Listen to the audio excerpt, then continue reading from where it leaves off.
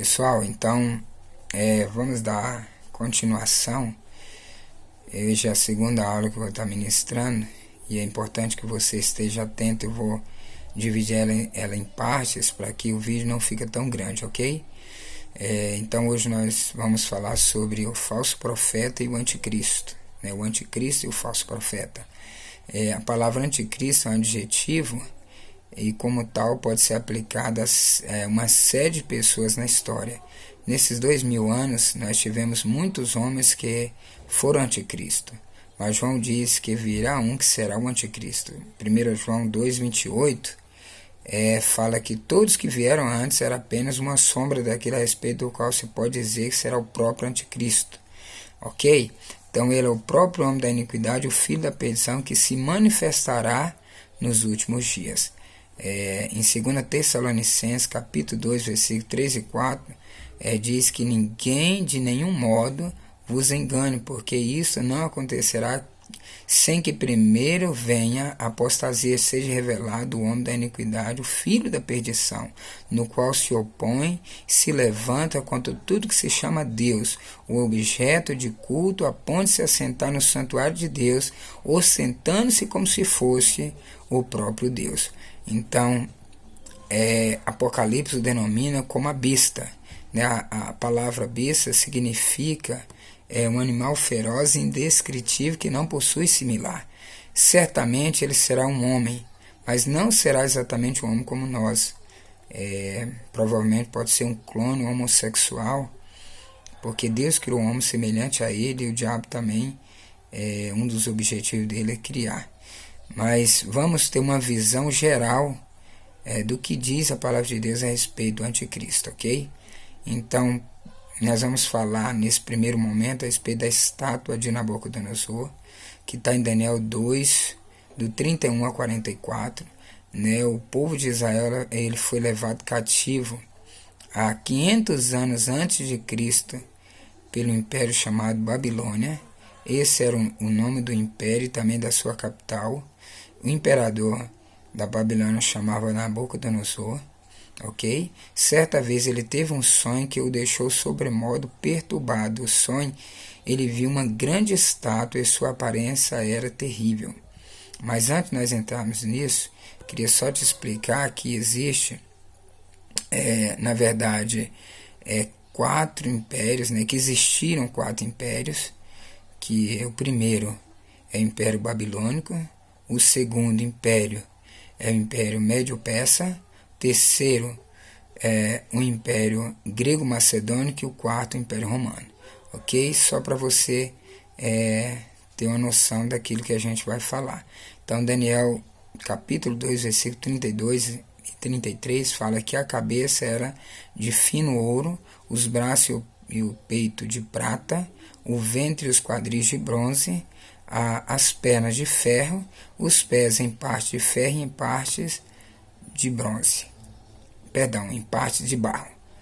E foi então que dentre os cativos de Judá, Deus então levantou um profeta chamado Daniel, a quem o Senhor revelou tanto o sonho como o significado dele.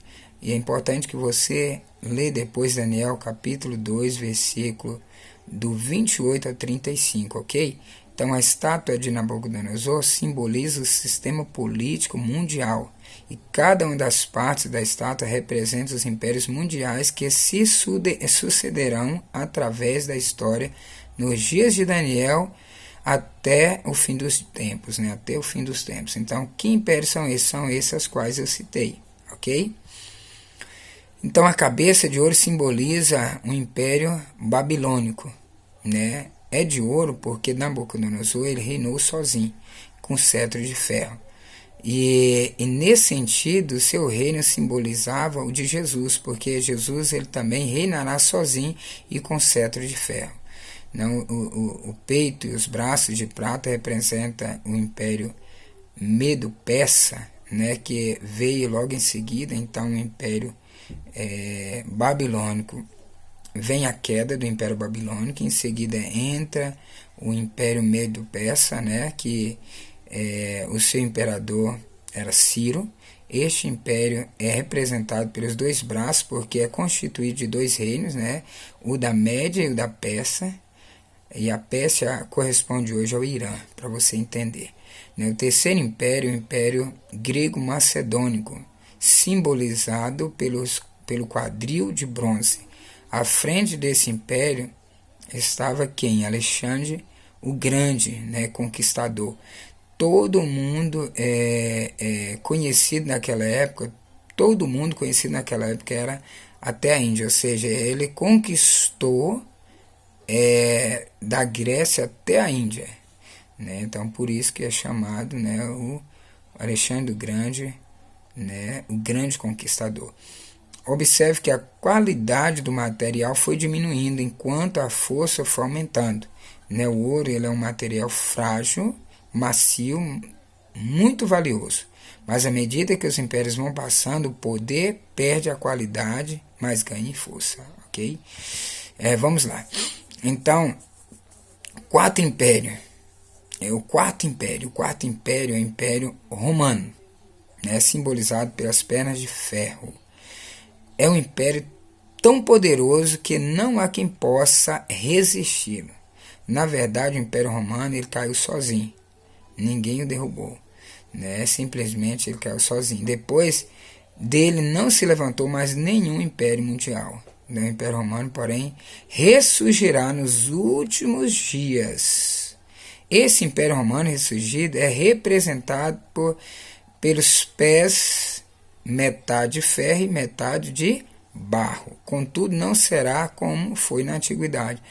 Ele será de ferro ainda porque terá muito poder, mas terá pouca consistência porque vai ser misturado, né? Então essa mistura entre o ferro e o barro, ele não terá tanta consistência, será forte, né? Será poderoso, mas com pouca consistência, ok? Esta mistura de barro com ferro representa a democracia. O último Império Romano ele terá essas duas características, a consistência, né, do ferro e a fragilidade do barro.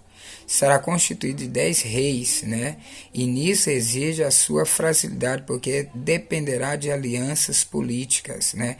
Os pés da estátua apontam para o império do anticristo. Volto a dizer, os pés da estátua representará o império do anticristo, sobre o qual cairá a grande pedra que é Jesus, né, a rocha dos séculos, aleluia, né, cujo reino se transformará na grande montanha que encherá toda a terra. Glória a Deus. Então, isso indica que o Senhor voltará nos dias desse império, porque o Senhor é aquela pedra e essa montanha, o reino é essa montanha que encherá toda a terra. Amém? Então o Senhor traz essa revelação, né? Revela para Daniel o que ia acontecer naqueles dias e também nos últimos dias. Mas vamos agora dar continuação falando a respeito do sonho dos 4 animais. Daniel 7, do 1 ao 7. Penso que talvez o melhor seja nós pararmos aqui e a gente agora entrar falando, porque é uma linha do tempo, como eu disse, mas também a gente não pode fazer um vídeo muito grande, ok? Penso que é o melhor dessa forma. Só um momentinho, a gente vai dar continuação.